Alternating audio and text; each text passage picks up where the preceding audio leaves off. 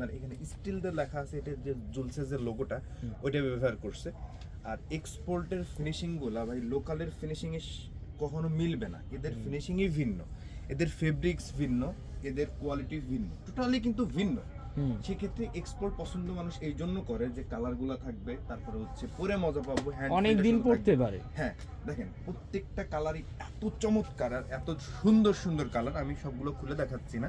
এগুলো কিন্তু প্রত্যেকটাই ফিটিংটা হচ্ছে আপনার narrow shape fitting, semi narrow যেটা। ভাই আমি এসে কিন্তু এই প্রোডাক্টটা ধরছি, এটা এত মজার একটা ফেব্রিক্স, আপগ্রেড ফেব্রিক্স দিয়ে তৈরি করছে, কিন্তু খুবই সুন্দর। দেখেন কালারগুলোও কিন্তু আমার মনে হয় ওদের এটা একেবারে লেটেস্ট যে কাপড়টা ওইটা দিয়ে তৈরি করছে। আচ্ছা এটা হচ্ছে আপনার দেখেন প্রত্যেকটা কালারের আউটফিট কিন্তু খুবই সুন্দর, মানে আপনার ফিনিশিং যে এত সুন্দর যেটা বলার বাইরে। দেখেন কালারগুলো দেখেন জাস্ট। তারপর হচ্ছে আমাদের এই যে পছন্দের কালার নেভি ব্লু, আমাদের আপনার যে দুর্বলতার কালার যেটা সেটা আছে ব্ল্যাক কালার, সেটাও আছে।